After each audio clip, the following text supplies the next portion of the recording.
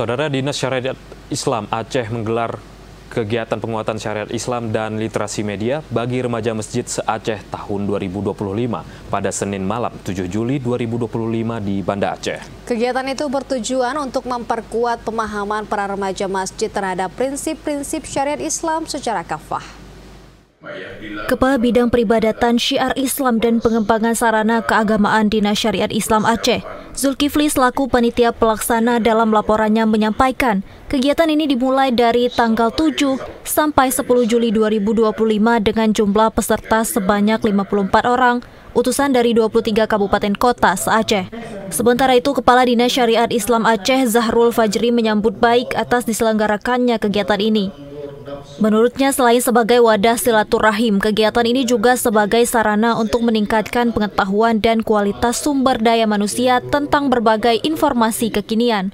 Salah satunya adalah pemanfaatan media digital secara tepat dan cermat. Zahrul Fajri menambahkan, di tengah perkembangan teknologi dan arus informasi digital saat ini, remaja harus dibekali tidak hanya dengan ilmu agama, tetapi juga dengan kemampuan literasi media. Di masjid itu sediakan fasilitas apapun yang berguna. Jangan alergi, seakan di masjid nggak boleh ada kafe. Padahal dengan ada kafe di masjid kan bisa kita adik-adik nongkrong di masjid waktu salat, berdiskusi tentang keagamaan dan sebagainya.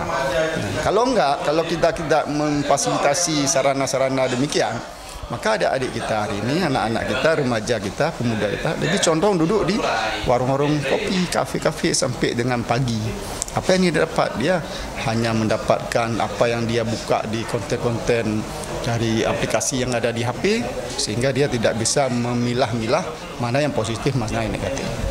Zahrul Fajri berharap kepada para peserta agar mengikuti kegiatan ini dengan sungguh-sungguh, aktif berdiskusi dan membawa pulang ilmu serta semangat untuk diterapkan dan disebarluaskan di lingkungan masing-masing.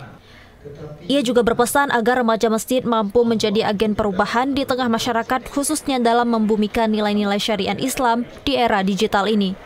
Dari Banda Aceh, Teguh Ferry, TVRI Aceh melaporkan.